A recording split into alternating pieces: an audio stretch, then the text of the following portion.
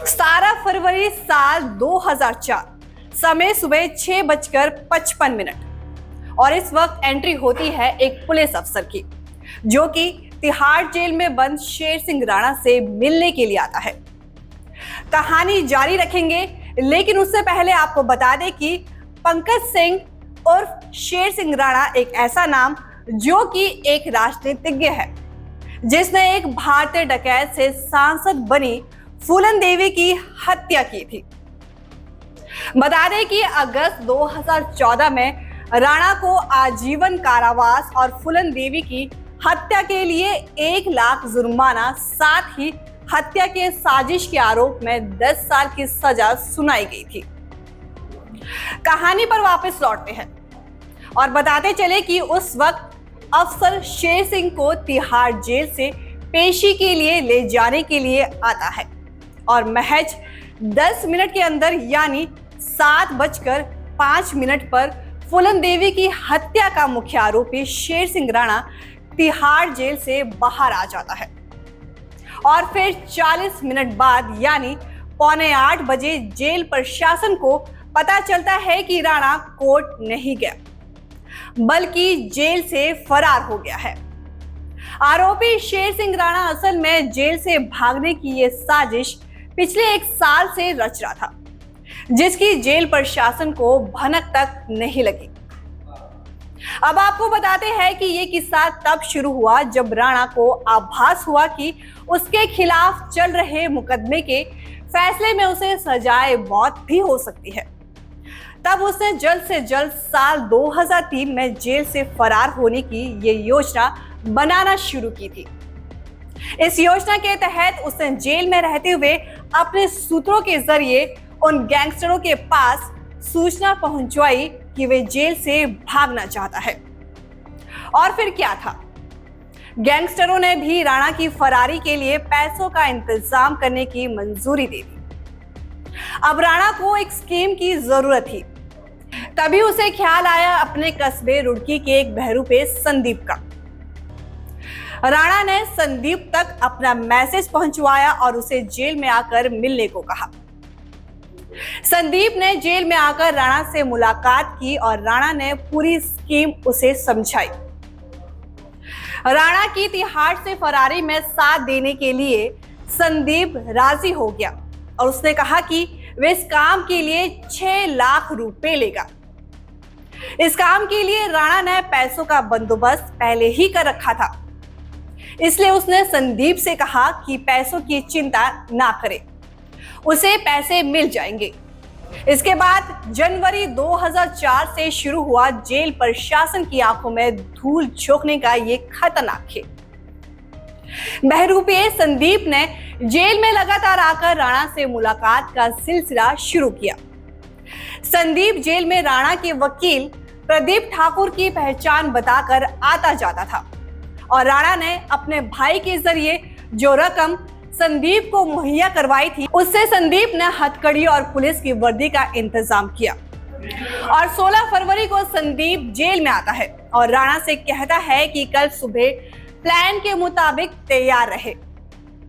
17 फरवरी की सुबह तिहाड़ की जेल नंबर 1 के बाहर एक ऑटो आकर रुकता है।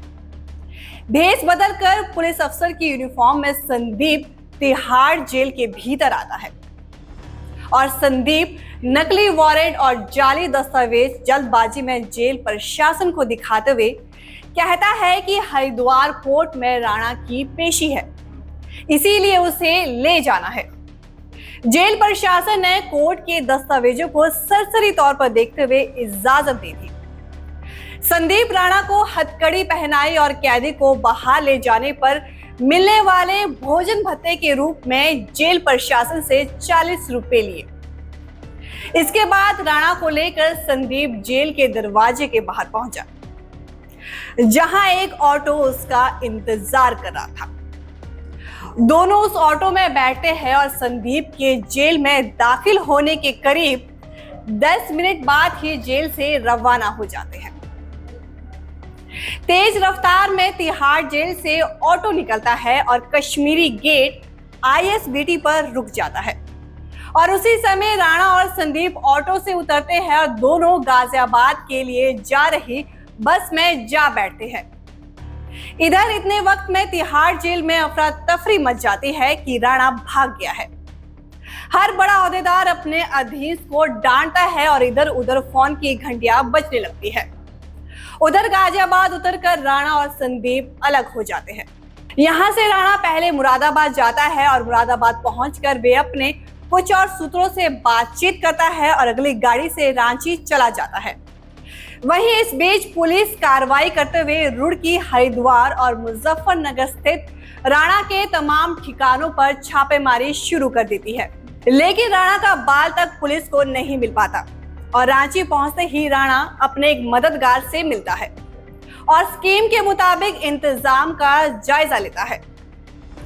राणा का दोस्त उसे कुछ ही देर में नकली पासपोर्ट देता है, जिसमें राणा की पहचान दिल्ली पुलिस की एसपी के तौर पर दर्ज होती है। अब राणा पासपोर्ट लेते ही कलकत्ता का रुख कर लेता है, जहां से उसे फ्लाइट लेनी थी।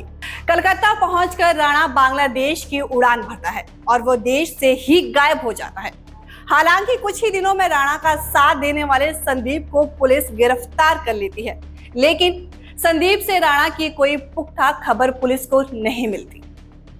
अचानक एक दिन वीडियो सामने आता है और इस वीडियो में नजर आने वाला शख्स कोई और नहीं बल्कि शेर सिंह राणा था। ये दिल्ली पुलिस और हिंदुस्तानी मीडिया के लिए हैरानी की बात थी कि वीडियो अफगानिस्तान के एक शहर कंधार का था।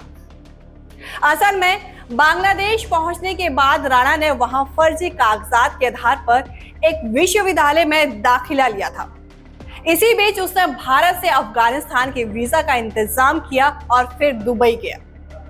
दुबई में कुछ वक्त में अतिरिक्त रकम का इंतजाम करने के बाद राणा ईरान के रास्ते अफगानिस्तान पहुंचा। राणा ने अफगानिस्तान के गजनी शहर से वीडियो बनाया था, जिसमें वे दिल्ली के आखिरी हिंदू सम्राट पृथ्वीराज चौहान की समाधि की खुदाई करता हुआ नजर आ रहा था। पृथ्वीराज चौहान को हिंदू और राजपूत समाज का गौरव बताते हुए उनकी समाधि से वे मिट्टी लेकर भारत आना चाहता था, जिसका उसने वीडियो में जिक्र किया था। इस वीडियो के बाद पुलिस ने तफ्तीश की तो पूरी कहानी लगभग पता चल गई। पुलिस को एक अहम बात ये पता चली कि वीजा संबंधी नवीनीकरण की प्रक्रियाओं के लिए राणा को कलकत्ता आना ही होता है। राणा कई बार भारत और बांग्लादेश की सीमा पार कर चुका था। इसके बावजूद 2 साल तक पुलिस राणा को पकड़ पाने में नाकाम रही। 2 साल बाद यानी जुलाई 2016 में पुलिस को एक मुखाबिर के जरिए पता चलता है कि राणा कलकत्ता आने वाला है और ये सूचना सही निकलती है और पुलिस अपना जाल बिछा देती है। डीएसपी संजीव यादव की टीम राणा की हर गतिविधि पर नजर रखे हुई थी और इस मौके को हाथ से जाने ना देने के लिए कमर कस चुकी थी। मुखाबिरों की टिप्स के मुताबिक कई दिनों की मशक्कत के बाद पुलिस ने आखिरकार राणा को कलकत्ता के एक होटल से गिरफ्तार कर लिया। इस होटल में राणा दिल्ली पुलिस की एसपी की जाली पहचान देकर ठहरा हुआ था। राणा के फरार होने और फरार होकर कारनामे करने के बाद पुलिस और जेल प्रशासन में यह चिंता लगातार बनी हुई थी कि राणा फिर न भाग जाए। पहले ही सुरक्षा तंत्र की काफी किरकिरी हो चुकी थी, इसीलिए इस बार राणा के लिए अलग और पुख्ता बंदोबस्त किए जा रहे थे। इन्हीं बंदोबस्तों में से एक था कैदी राणा के लिए अलग कपड़े। कैदियों को जो यूनिफॉर्म जेल में दी जाती थी वे सफेद होती थी, लेकिन राणा को लाल यूनिफॉर्म दी गई ताकि हर वक्त वे नजर में रहे और सुरक्षा कर्मी उसके प्रति सतर्क रहे।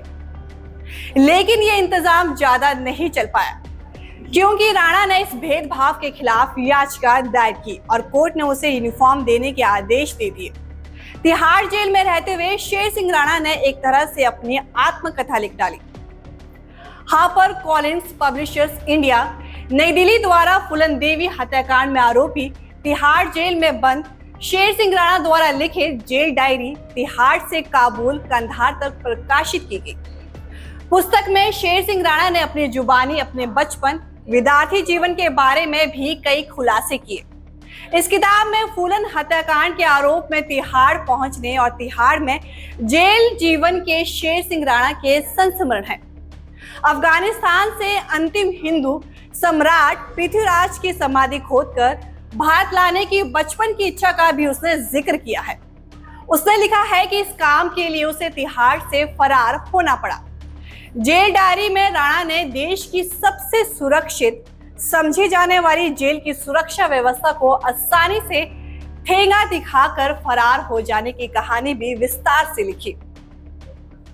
बता दें कि दिल्ली के सबसे सुरक्षित इलाकों में शुमार लुटियंस जोन में हुए फूलन देवी हत्याकांड ने काफी राजनीतिक तूफान मचाया था। 2 दिन बाद शेर सिंह राणा ने देहरादून में आत्मसमर्पण कर इल्जाम अपने सिर ले लिया था और राजपूत समुदाय से ताल्लुक रखने वाले कुछ नेता दबी जुबान में राणा का बचाव कर रहे थे। शेर सिंह राणा ने उस समय भले ही फूलन देवी की हत्या की बात कबूली, पर बाद में उसने कोर्ट में कहा कि उसको इस केस में झूठा फंसाया गया है। शेर सिंह राणा पर आई किताब में राणा ने पुलिस पर जबरदस्ती जुर्म कबूल करवाने का आरोप लगाया। जाते जाते आपको बता दें कि कुछ लोगों का दावा है कि पिछले 16 साल से बहमई गांव में शेर सिंह राणा की पूजा की जाती है। सुबह शाम राणा की तस्वीर पर फूल मालाएं चढ़ाई जाती हैं। इसी के साथ हमारे इस खास रिपोर्ट में इतना ही। मुझे दीजिए इजाजत और आप देखते रहिए भारत।